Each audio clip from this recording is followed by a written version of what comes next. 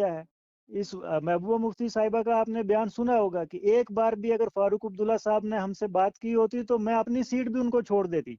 हुँ, अवाम के लिए हम अपनी सीट एक भी कुर्बान कर देते, कोई मसला नहीं है। लेकिन अगर नेशनल कॉन्फ्रेंस ने इस तरीके के साथ लोगों के साथ धोखा किया है, ये पीडीपी के साथ धोखा नहीं है, ये हुँ, जम्मू कश्मीर के अवाम के साथ धोखा है। हुँ, जम्मू कश्मीर के अवाम को उन्होंने बेवकूफ बनाया हुँ, और रातों रात भारतीय जनता पार्टी के साथ जी, ये वो लोग हैं जिन्होंने पीडीपी को छोड़ा है। ये वो लोग हैं जिन्होंने जम्मू में स्टेट लैंड पे कब्जा किया है, श्रीनगर में स्टेट लैंड पे कब्जा किया है, जम्मू में स्टेट लैंड पे बहुत बड़ी-बड़ी अपनी कोठियाँ करोड़ों रुपए की बनाई हैं घोटाले करके। ये वो लोग पीडीपी से साइड हुए थे और आपको तो पता है कि अपनी पार्टी जो है ये भारतीय जनता पार्टी की क्रिएशन है। आप समझ लें कि next to Bharatiya Janata party है। अच्छा, फ़ारूक इनकलाबी की साहब के हिसा अस्सलाम वालेकुम सर।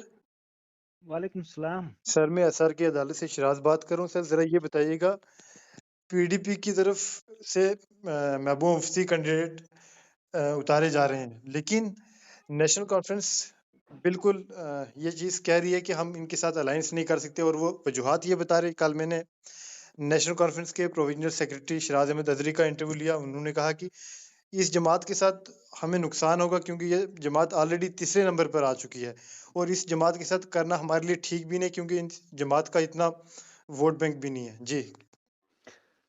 देखिए जहाँ तक नेशनल कॉन्फ्रेंस का ये कहना कि पीडीपी जो है इस वक्त तीसरे नंबर की जमात है, हुँ, ये उनकी गलतफहमी है और ये उनको आने वाले असेंबली इंतखाबात में भी पता चलेगा कि पीडीपी जो है वो इस वक्त भी जम्मू कश्मीर के लोगों के लिए फर्स्ट चॉइस है। हुँ, जहाँ तक पार्लिमानी इंतखाबात का ताल्लुक है, महबूबा मुफ्ती साहिबा से हमने रिक्वेस्ट की है कि आप अनंतनाग रजौरी पुंछ जो हमारी पार्लिमानी सीट है, इससे आप इलेक्शन कॉन्टेस्ट करें। हुँ, क्योंकि लोगों की डिमांड है, हुँ, अवाम की डिमांड है कि अवाम का वो नुमाइंदा पार्लियामेंट में होना चाहिए जो उनकी वहाँ पे बात करे, जो उनकी नुमाइंदगी करे, हुँ। जो वहाँ अपनी ज़ुबान बंद ना रखे।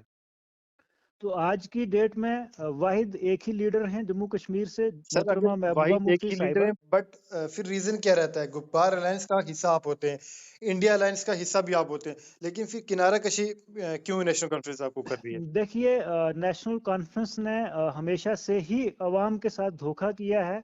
इस बार भी जब ये गुप्कार अलायंस जब बना था उस वक़्त भी हमारे लीडर ने महबूबा मुफ्ती साहिबा ने बढ़ चढ़ के हिस्सा लिया। उन्होंने पूरी कोशिश की कि ठीक है अगर हम सब लोगों को मिल कर के चलना चाहिए तभी जम्मू कश्मीर के जो हकूक़ हैं उनके लिए हम लड़ाई लड़ सकते हैं जो हमसे बीजेपी ने छीने हैं। हुँ, अब नेशनल कॉन्फ्रेंस की क्या मजबूरियां हैं वो तो सब लोगों को पता है कि फारूक अब्दुल्ला साहब जो हैं वो क्रिकेट एसोसिएशन में एक बहुत बड़ा घोटाला हुआ था उनके टेन्योर में, जिसमें उनका नाम है और बार बार भारतीय जनता पार्टी उनके घर में ईडी के समन भेजती है और इस बार भी ऐसा ही हुआ है। हुँ, उनके घर में जो ही समन आया तो फारूक अब्दुल्ला साहब को ये लगा कि शायद मुझे जेल जाना पड़ेगा, तो उससे अच्छा है कि मैं रातों रात जो है वो भाजपा से नरेंद्र मोदी साहब से, अमित शाह साहब से मिल लेता हूँ। हुँ। तो वो अंदरूनी इस वक़्त नेशनल कॉन्फ्रेंस का पूरे तरीके के साथ जो है भाजपा के साथ गठजोड़ हो चुका है। लेकिन सर यही बात मैं जब नेशनल कॉन्फ्रेंस के लीडर से बात करता हूँ तो वो कहते हैं कि इन्होंने बीजेपी को दफ्तर दिखाए, सारी चीज़ें इन्होंने दिखाई, जम्मू कश्मीर में अगर लाने वाली तो पीपल डेमोक्रेटिक पार्टी है। जी। देखिए हमारे उमर अब्दुल्ला साहब आपको पता होगा कि एक बार यूनियन मिनिस्टर रहे हैं और उस वक़्त भारतीय जनता पार्टी की वहाँ पे हुकूमत थी। हुँ, इस बात से इनकार नहीं किया जा सकता कि पीडीपी ने भारतीय जनता पार्टी के साथ मिलकर जम्मू कश्मीर में हुकूमत बनाई थी। हुँ, लेकिन उसका ये मतलब नहीं कि हमने उनसे हुकूमत बनाई और उसके बाद उन्होंने ये सब जो है आर्टिकल 370, 35 या स्टेटहुड का दर्जा हमसे छीना, ऐसा नहीं है। जम्मू कश्मीर में अगर नेशनल कॉन्फ्रेंस की हुकूमत होती, अगर फुल मेजॉरिटी में होती, भारतीय जनता पार्टी ने इस बार ये जो आर्टिकल 370 है, 35A है, हुँ, स्टेटहुड का है, ये उन्होंने खत्म करना ही करना था, चाहे हमारी नेशनल कॉन्फ्रेंस की हुकूमत 60 सीटों के साथ क्यों ना होती। उन्होंने हुँ, फारूक अब्दुल्ला को उठा के तिहाड़ जेल में डाल देना था, कोई ना कोई एलिगेशन लगा के। उमर अब्दुल्ला को उठा के जम्मू जेल में डाल देना था, गवर्नर रूल लागू करना था और इसी तरीके के साथ उन्होंने ये काम करना था क्योंकि उनका एजेंडा था, ये आरएसएस का एजेंडा था। तो अब हुआ यूं कि पीडीपी ने भारतीय जनता पार्टी के साथ मिलकर इसलिए हुकूमत बनाई थी क्योंकि जम्मू प्रोविंस के लोगों ने भारतीय जनता पार्टी पे भरोसा किया था, 25 सीटें दी थी। तो इसी तरीके के साथ पीडीपी को कश्मीर से लोगों ने सीटें दी थी, तो एक बड़ा मैंडेट था भारतीय जनता पार्टी के पास। हुँ, पीडीपी ने मिलकर हुकूमत बनाई कि ठीक है, मरकज में इनकी हुकूमत है, जम्मू कश्मीर में भी हम कुछ काम कर पाएंगे। हुँ। एक भरोसा किया और उस भरोसे पे भारतीय जनता पार्टी खरी नहीं उतरी। अब लेकिन नेशनल कॉन्फ्रेंस लेकिन जो सर ये आज आपको कहती लग है, रहा है कि कहीं न कहीं उस चीज़ का नुकसान का सामना करना पड़ रहा है पीडीपी को आज? देखिए कोई इश्यू नहीं है। पॉलिटिक्स में क्या होता है, अप डाउन चला रहता है, क्योंकि लेकिन मैं एक आप बहुत बड़ा धड़ा जिसमें अल्ताफ बुखारी साहब आपकी जमात को छोड़ जाते हैं, ज़ुल्फ़िकार चौधरी साहब छोड़ जाते हैं, शाह मोहम्मद तांत्रे साहब छोड़ जाते हैं। जी। ये वो लोग हैं जिन्होंने पीडीपी को छोड़ा है। ये वो लोग हैं जिन्होंने जम्मू में स्टेट लैंड पे कब्जा किया है, श्रीनगर में स्टेट लैंड पे कब्जा किया है, जम्मू में स्टेट लैंड पे बहुत बड़ी-बड़ी अपनी कोठियां करोड़ों रुपए की बनाई हैं घोटाले करके। ये वो लोग पीडीपी से साइड हुए थे और आपको तो पता है कि अपनी पार्टी जो है ये भारतीय जनता पार्टी की क्रिएशन है। आप समझ लें कि next to Bharatiya Janata party है। अच्छा, फारूक इनकलाबी की साहब के हिसाब से ए टीम, बीजेपी की ए टीम, बी टीम, सी टीम कौन है? बिल्कुल, देखिए ये बताएँ। मैं आपको बताना चाहता हूँ कि हमारी इस वक़्त जो अपनी पार्टी है, ये तो भारतीय जनता पार्टी ने उसी वक़्त खड़ी की थी। जब इन्होंने आर्टिकल 370, 35 ए और हमसे स्टेटहुड भी छीना, तो उस वक़्त इन्होंने अपनी पार्टी बनाई। उसके साथ-साथ में ही जब उनको लगा कि इनका भी उतना असर जो है वो रियासत में अभी नहीं हो रहा, हुँ, तो उन्होंने बिल्कुल एक साथ ही आज़ाद साहब को खड़ा कर दिया, वो आगे सी टीम। हुँ, तो इस वक़्त आज़ाद साहब भी वही काम कर रहे हैं, वही काम बुखारी साहब कर रहे हैं, लेकिन मुझे जहाँ तक लगता है जो मेरा ज़ाती तजुर्बा है, जो हम दिन को लोगों में रहते हैं हुँ, और पूरी रियासत में हर ज़िला में हम घूमते हैं, लोगों से मिलते हैं, उनकी राय जानते हैं।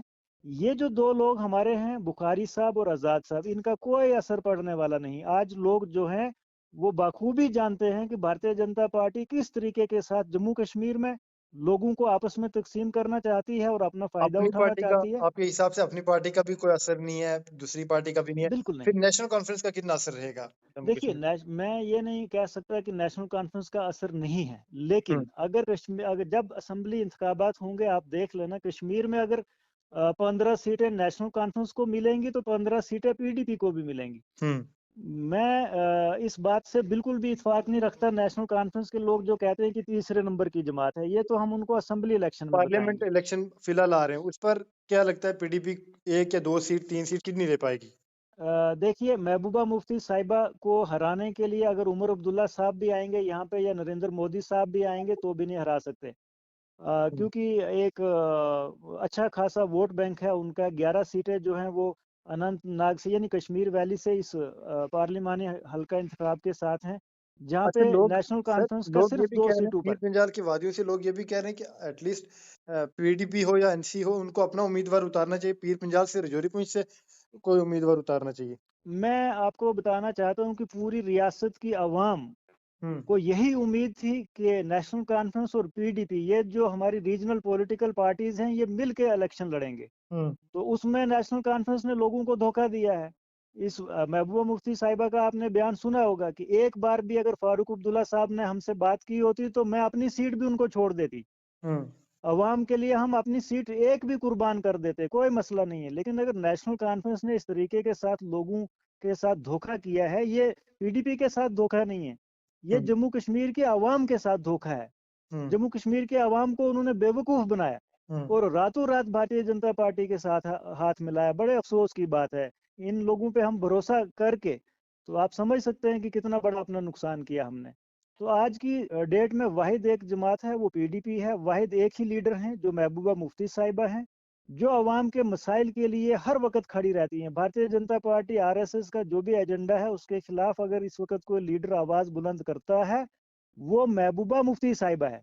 उनके अलावा जम्मू कश्मीर में एक लीडर भी बात नहीं करता। फारूक इनकलाबी साहब बहुत-बहुत शुक्रिया कीमती वक़्त देने के लिए और एसआर की जी, दावत कबूल करने के लिए। जी, शुक्रिया बहुत-बहुत।